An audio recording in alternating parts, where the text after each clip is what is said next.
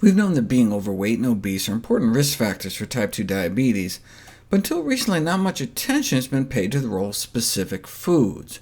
This 2013 meta-analysis of all the cohorts looking at meat and diabetes found significantly higher risk associated with total meat consumption, and especially processed meat, particularly poultry. But why? There's a whole list of potential culprits in meat. Maybe it's the saturated fat and animal fat, maybe it's the trans fats are naturally found in meat, maybe it's the cholesterol or the animal protein. The heme iron in meat can lead to free radicals, and this iron-induced oxidative stress may lead to chronic inflammation, type 2 diabetes. Advanced glycation end products are another problem. They promote oxidative stress and inflammation. And food analyses show that the highest levels of these so-called glycotoxins are found in meat, particularly roasted, fried, or broiled meat, though any foods from animal sources can be potent sources of these pro-oxidant chemicals. In this study, they fed diabetics foods packed with glycotoxins, like chicken, fish, and eggs, and their inflammatory markers shot up.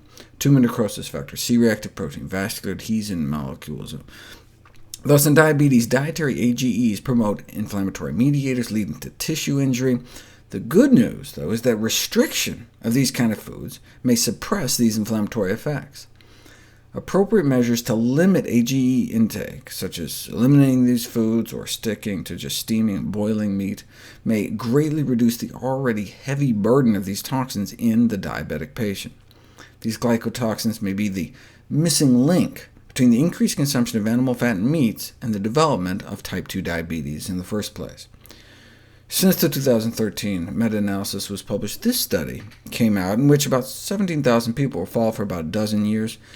They found an 8% increase in risk for every 50 grams of daily meat consumption. So that's just like a quarter of a chicken breast worth of meat for the entire day. It may significantly increase risk of diabetes.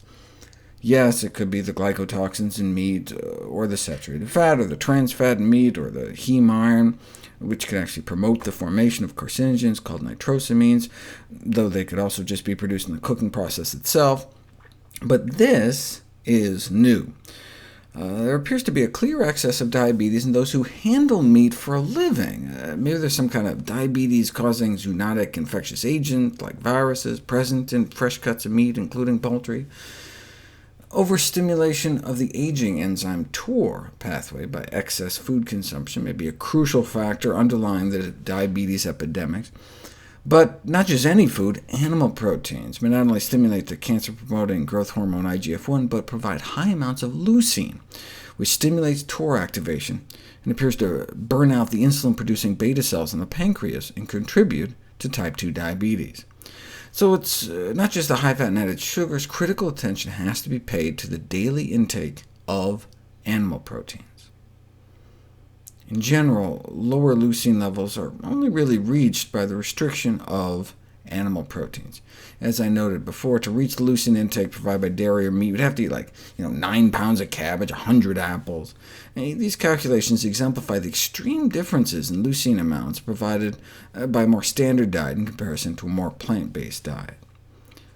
I previously reviewed the role endocrine-disrupting industrial pollutants in the food supply may play in a 3-part video series. Clearly, the standard American diet and lifestyle contributes to the epidemic of diabetes and obesity, but these industrial pollutants can no longer be ignored. We now have experimental evidence that exposure to industrial toxins alone induces weight gain, insulin resistance, and therefore it may be an underappreciated cause of obesity and diabetes. Consider what's happening to our infants. Obesity in a 6-month-old is not related to diet or lack of exercise.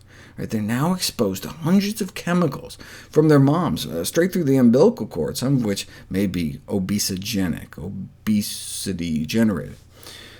Given the millions of pounds of chemicals and heavy metals released every year into the environment, it should make us all stop and think about how we live and the choices we make every day in the food we eat. As this 2014 review of the evidence on pollutants and diabetes noted, yes, we can be exposed through some toxic spill, but most of human exposure nowadays is from the ingestion of contaminated food as a result of bioaccumulation up the food chain. And the main source, about 95% of persistent pollutant intake, is through dietary intake of animal fat.